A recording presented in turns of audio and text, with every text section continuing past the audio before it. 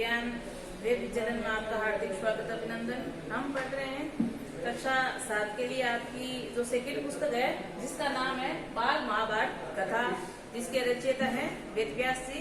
इसका हमने कल 2 अध्याय कर लिए थे। इसमें काफी अध्याय छोटे रूप में आपको दिए गए हैं। उसमें से हमने कल 2 किए थे। एक तो महाभारत कथा का संक्षिप्त रूप छोटे रूप में किस प्रकार महाभारत हुई, और एक दूसरा हमने किया था देवव्रत। तो देवव्रत कैसे विषम बने उसकी कहानी हमने पढ़ी थी। आज हम पढ़ेंगे विषम की जो प्रतिज्ञा क्या थी और एक अम्मा और विषम के बीच में क्या समझ रहा था। तो आज हम इसका अध्ययन करेंगे। तो तीसरा ऐसे देखा जाए तो अध्याय का रूप लेते हैं हम, जिसका नाम है विषम प्रतिज्ञा।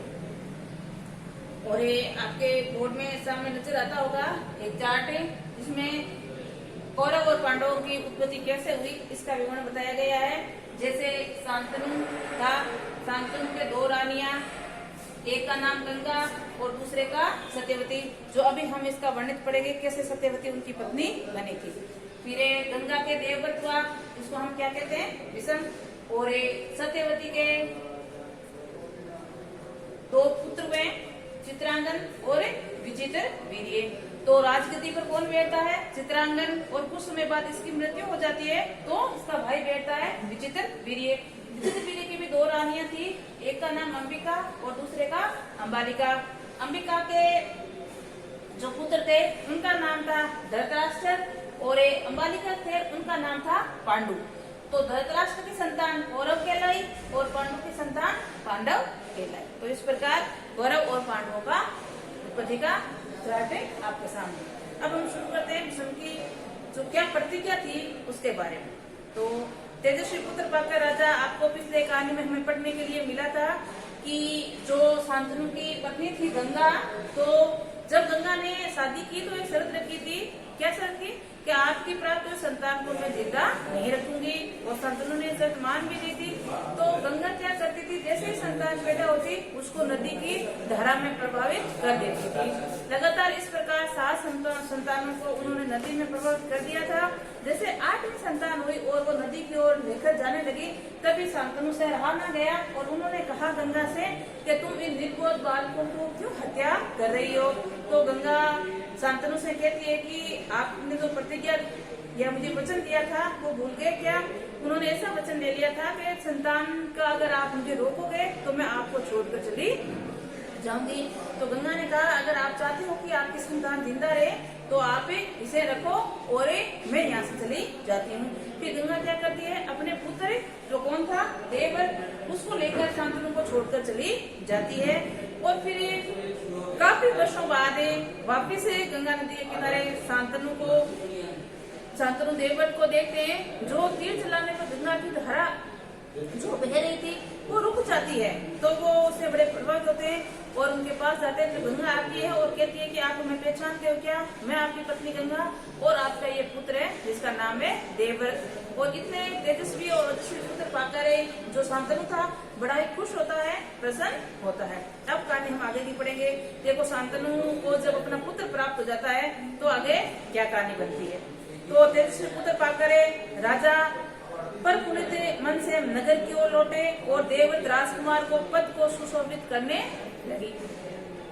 4 वर्ष बीत गए। एक दिन राजा शांतनु यमुना तट की ओर घूमने गए तो वहाँ अप्सरा से सुंदर एक तरुणी खड़ी दिखाई दी। तरुणी का नाम था सत्यवती। अब क्या होता है, इनको पुत्र प्राप्त हो गया तेजस्वीवान वो। और 4 वर्ष जब बीत जाते हैं इस कहानी के पीछे, तो एक बार क्या होता है, शांतनु यमुना नदी के किनारे पर जाते हैं और वहाँ उनको एक सुंदर अप्सरा नजर आती है जिसका नाम क्या था, सत्यवती। गंगा के वियोग के कारण राजा के मन में जो विराग छाया हुआ था वह तरुण को देखकर विलीन हो जाता है। गंगा उनको छोड़कर चली गई थी तो उनके जो जीवन में विराग छा गया था। जैसे इस लड़की को देखते हैं या अप्सरा को देखते हैं वो विराग उनका हट जाता है या दूर हो जाता है। इस सुंदरी को अपनी पत्नी बनाने की इच्छा उसके मन में बलवित हो उठी और उन्होंने सत्यवती से प्रेम याचना की। सत्यवती बोली मेरे पिता मल्लारों के सरदार है, मतलब मछली पालन करते हैं, उनके सरदार है, पहले उनकी अनुमति दे लीजिए, फिर मैं आपकी पत्नी बनने को तैयार हूँ। तो शांतनु उसके पिता के पास जाते हैं। तो राजा शांतनु ने जब अपनी इच्छा उन पर प्रकट की तो केवटराज, ये कौन है? केवटराज है इनका नाम, वो सत्यवती के पिता। केवटराज ने कहा आपको मुझे एक वचन देना पड़ेगा। कहा केवटराज के पास गए शांतनु, और शांतनु ने कहा कि आप अपनी पुत्री का विवाह मुझसे कर दीजिए। तो केवटराज ने कहा कि मैं विवाह तो कर दूंगा, लेकिन अब मेरी एक आपके सामने शर्त है। तो देखो क्या शर्त रखते हैं। राजा ने कहा जो मांगोगे दूंगा, यदि वे मेरे लिए अनुचित ना हो। अगर आपकी शर्त है जो मेरे मानने योग्य होगी तो मैं जरूर उनको मानूंगा, अगर नहीं होगी तो उसका मैं पालन नहीं करूंगा। तो केवटराज अपनी शर्त बताते हैं। क्या कहते हैं कि आपके बाद हस्तिनापुर के राजा सिंहासन पर मेरी लड़की का पुत्र बैठेगा, इस बात का आपको मुझे वचन दे सकते हो क्या? क्या शर्त रखी है कि आप अभी हस्तिनापुर के राजा हो और आपका मृत्यु के बाद मेरी पुत्री कौन? सत्यवती का पुत्र ही अगला राजा बने, तभी मैं अपनी पुत्री का विवाह आपसे करूंगा। तो केवटराज की शर्त राजा शांतनु को नागवार लगी, क्योंकि वो जो गंगा का पुत्र था देवव्रत, उसको वहां का राजा बनाना चाहते थे, इसलिए उनको ये शर्त मंजूर नहीं हुई। गंगा सेतु को छोड़कर वह अन्य किसी राजगद्दी पर बैठने की कल्पना तक नहीं करे सकती थी। मतलब वो सोच ही नहीं सकते थे कि मैं गंगा के पुत्र के अलावा किसी और को राजगद्दी दूंगा। निराश और उद्विग्न मन से वे नगर की ओर लौट आए और किसी ने कुछ कह न सके। शांतनु वहां से उदास मन से वापस नगर की ओर लौट आए और जो बात हुई थी इनके और केवटराज के बीच में वो उन्होंने किसी को नहीं बताया था। पर चिंता उसके मन के कीड़े की तरह कुतर कुतर खाने लगी, और जो ये चिंता थी कि मुझे सत्यवती पसंद भी आ गई लेकिन उसे शादी नहीं कर सकता, ये इसके मन में बार बार चिंता बनी हुई थी, और एक कीड़े की प्रकार उनके जिंदगी को खा रही थी। देवव्रत ने देखा कि उसके पिता के मन में कोई न कोई ज्यादा समय हुई है। एक दिन उसने शांतनु से पूछा, पिताजी संसार का कोई भी सुख ऐसा नहीं है जो आपको प्राप्त ना हो, फिर भी इधर कुछ दिनों से आप दुखी दिखाई दे रहे हैं, आपको किस बात की चिंता है? पुत्र है देवव्रत, वो अपने पिता शांतनु से पूछते हैं कि आपको पता है कि संसार का जो सुख है सभी प्राप्त है, फिर आपको किस बात की चिंता है खाई जा रही, आप मुझे बताइए।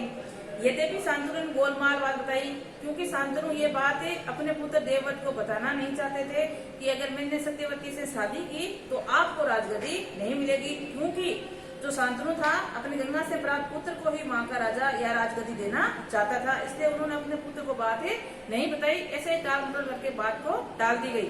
फिर भी उपराष्ट्रपति देवव्रत को बात समझने में देर लगने लगी।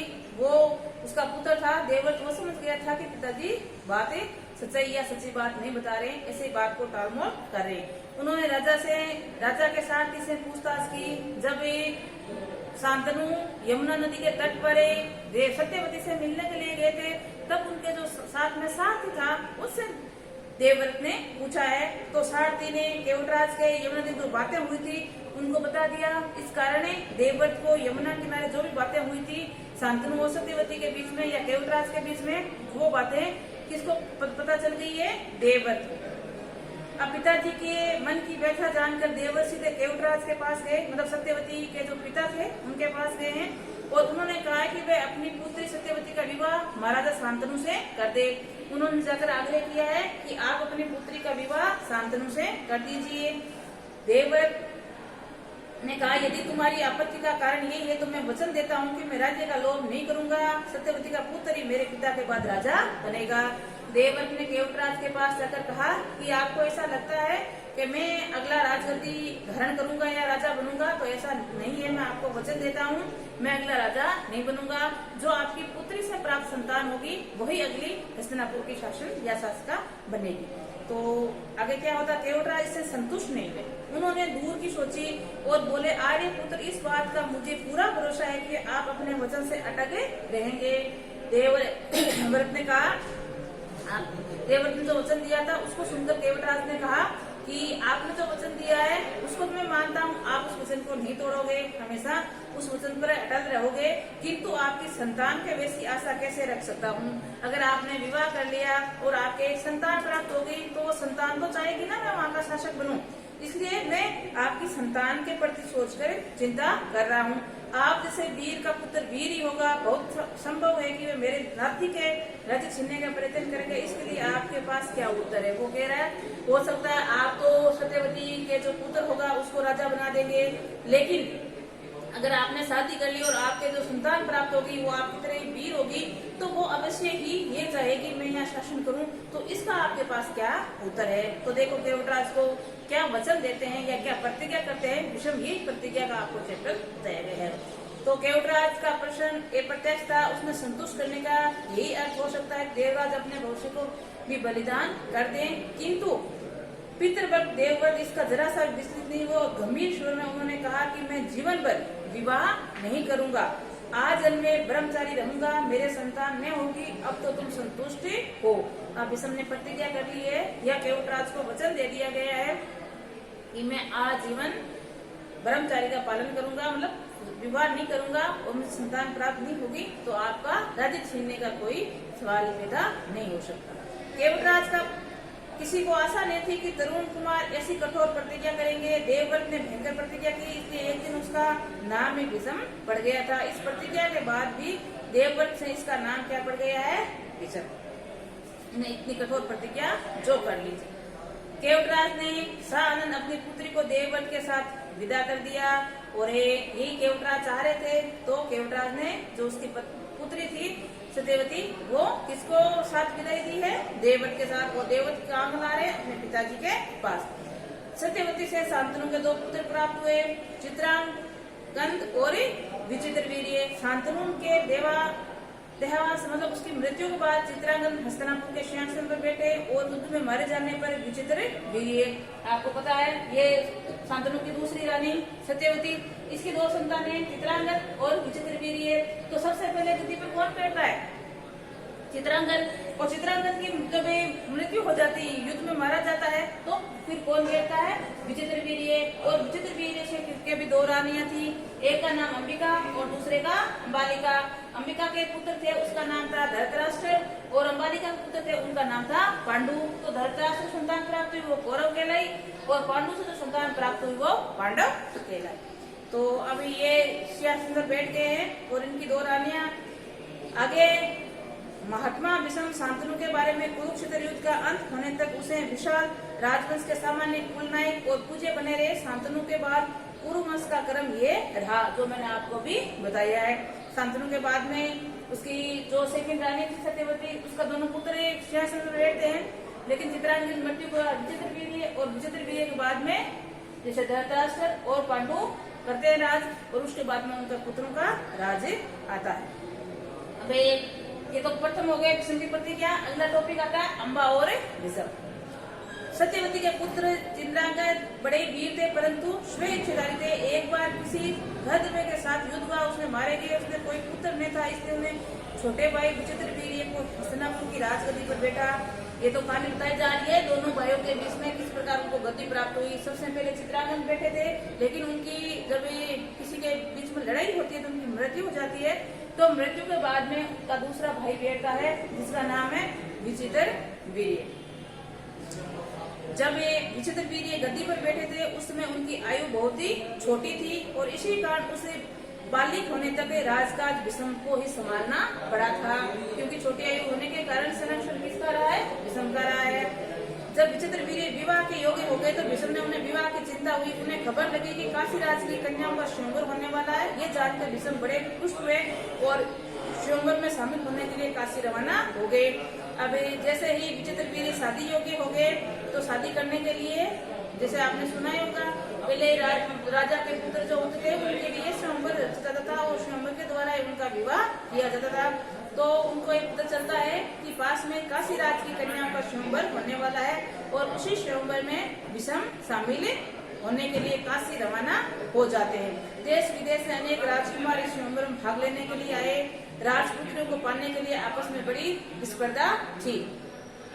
क्षेत्रों में विषम की प्रतिज्ञा की प्रतिष्ठा अद्वितीय थी। उसके महान त्याग और विषम प्रतिज्ञा का हाल सब जानते थे। इसलिए जब वे स्वयंवर मंडप में प्रविष्ट हुए तो राजकुमार ने सोचा कि वे सिर्फ स्वयंवर देखने के लिए आए होंगे, परंतु जब स्वयंवर में सम्मिलित होने वाले विषम ने अपना नाम दिया तो अन्य कुमारों को निराश होना पड़ा। उनको क्या पता कि दृढ़ व्रती भीष्म अपने लिए नहीं वरन अपने भाई के लिए स्वयंवर में शामिल हुए। अब जैसे ही ये जो काशी में पहुंचे, कौन, भीष्म, तो भीष्म ने, सबको पता था कि उन्हें दृढ़ प्रतिज्ञा कर रखी है, कभी शादी नहीं करेंगे। लेकिन वहाँ उन सबको, राजकुमार को ऐसे लगा कि हो सकता है ये स्वयंवर देखने के लिए आए। लेकिन जब उन्होंने स्वयंवर की प्रतिस्पर्धा में अपना नाम दर्ज करवाया तब सभी राजकुमारों को निराश हाथ लगी, क्योंकि ये इतने वीर थे। लेकिन सबको ये पता नहीं था ये अपने लिए नहीं बल्कि विचित्र वीर्य के लिए स्वयंवर में आए, या उनके विवाह के लिए स्वयंवर में आए। सभा में खलबली मच गई, चारों ओर भीष्म में फब्तियां कसी जाने लगी। माना कि भारतवंशी भीष्म बड़े बुद्धिमान और विद्वान है, स्वयंवर में उन्हें क्या मतलब, इसे परण का क्या हुआ, जीवन भर ब्रह्मचर्य रहने की उनकी जो प्रतिज्ञा थी उनकी झूठी थी। मतलब ये बारे उसके बारे में तरह तरह की बातें सोची जाने लग गई थी। सच्चाई किसी को पता नहीं थी।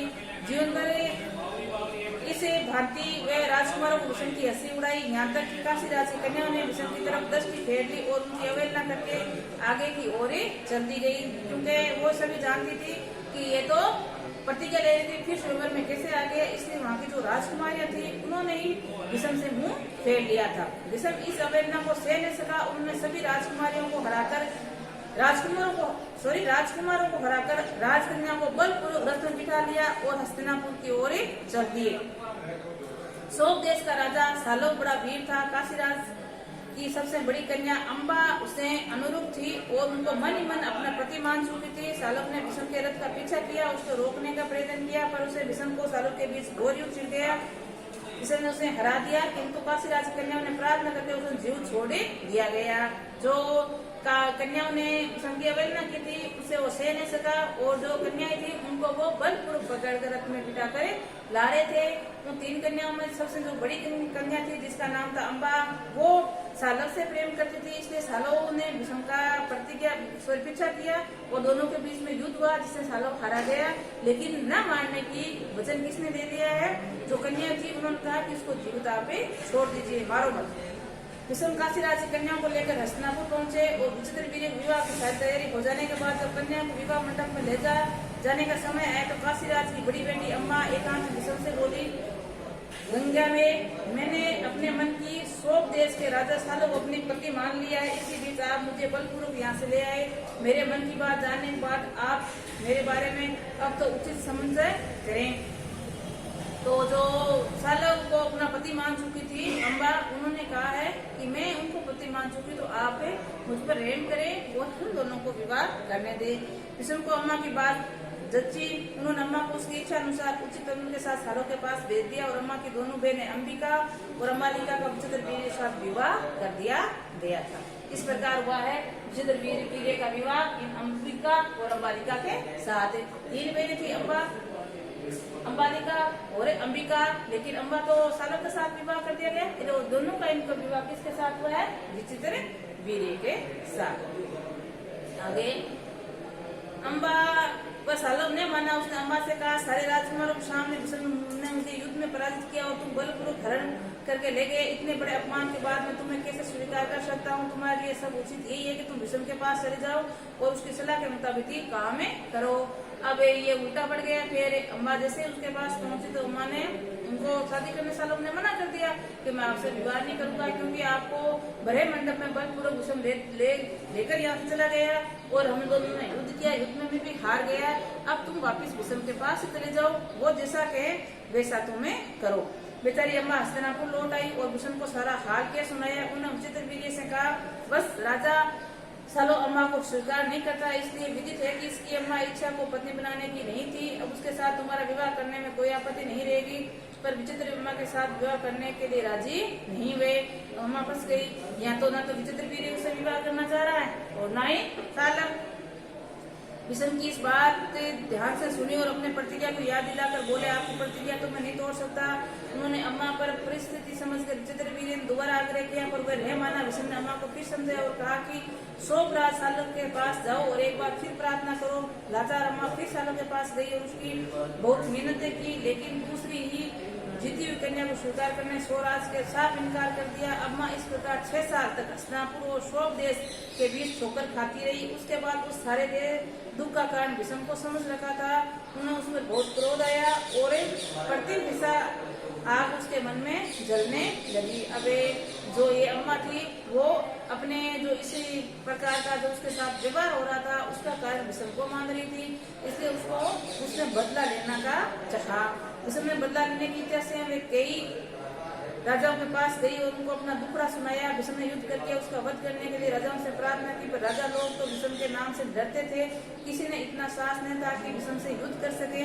क्षत्रियों में एकदम निराश होकर अम्मा ने तपस्वी ब्राह्मण की शरण ली। तपस्वियों ने कहा, बेटी तुम परशुराम के पास जाओ, वे तुम्हारी इच्छा अवश्य पूर्ण करेंगे। तब ऋषि की सलाह पर अम्मा परशुराम के पास गई। अम्मा की करुण कहानी सुनकर परशुराम हृदय पिघल गया और उन्होंने दयाभरे स्वर में कहा, काशीराज कन्या तुम मुझसे क्या चाहते हो? तो अम्मा ने कहा, ब्राह्मण वीर मेरी प्रार्थना केवल यही है कि आप भीष्म से युद्ध करें और अपने साथ भीष्म के वध की भीख मांगती हूँ। परशुराम को अम्मा की प्रार्थना पसंद आई। बड़े उत्साह के साथ वे भीष्म के पास गए। उन्होंने युद्ध के लिए ललकारा। दोनों कुशल योद्धा और धनुष विद्या के जानकार भी थे। दोनों ही इंद्रजीतीय और ब्रह्मचारी थे। तमाम योद्धाओं की टक्कर थी। कई दिनों तक युद्ध होता रहा, फिर भी हार जीत का निश्चय न हो सका। अंत में परशुराम ने हार मान ली और उन अम्मा से कहा, जो कुछ मेरे बस में था कर चुका हूँ, अब तुम्हारे लिए यही उचित है तुम भीष्म की शरण में लो। अब परशुराम भी हार मान लिए, कह रहे मैंने जितने कोशिश करनी थी कर ली, लेकिन मेरे बस का नहीं है, तुम वापिस किसके पास चले जाओ? भीष्म के पास। पर अम्मा ऐसी बातों से अब कब विचलित होने वाली थी। उनके मन में जाकर फिर तपस्या की और तपोवन से स्त्री रूप छोड़कर पुरुष बन गई और उसने अपना नाम शिखंडी रख लिया गया। आपने चर्चा सुनी होगी शिखंडी की, तो ये अम्बाई थी। तो इसने घोर तपस्या की और तपस्या के कारण वो स्त्री का रूप छोड़कर क्या बन गई है? शिखंडी। अब कौरवों और पांडवों के बीच कुरुक्षेत्र के मैदान में युद्ध हुआ तो दोनों भीष्म के विरुद्ध डरते समय शिखंडी रथ के आगे बैठा और अर्जुन ठीक उसके पीछे था। ज्ञानी भीष्म को ये बात मालूम थी कि अम्मा शिखंडी का रूप धारण किए हुए, इसलिए उन्होंने उस पर बाण चलाना अपनी वीरोचित प्रतिष्ठा के विरोध समझा। शिखंडी को आगे करके अर्जुन ने भीष्म पितामह पर हमला किया और अंत में उन पर विजय प्राप्त की। जब भीष्म आहत होकर पड़ते हुए गिरे तब जाकर अम्मा का क्रोध शांत हुआ। ये कारण रहा है कि युद्ध में जीतने का भीष्म के साथ कैसे ये अर्जुन ने युद्ध जीता, क्योंकि उसके युद्ध के आगे कौन गए थे? जो अम्मा थी। शिखंडी का रूप धारण किए मतलब शिखंडी बनी हुई थी, तो उसको पता था कि अम्मा ही ये रूप है, इसलिए वो उस पर बाण चलाना नहीं चाहते थे और इसी कारण जो अर्जुन था वो उसने भीष्म पर विजय प्राप्त की। तो हमने 2 आज इसके चैप्टर कर दिए हैं, भीष्म प्रतिज्ञा और अम्मा और इसका ये हमने शांतनु का वर्णन भी देख लिया है। तो आज के लिए इतना है। नमस्कार।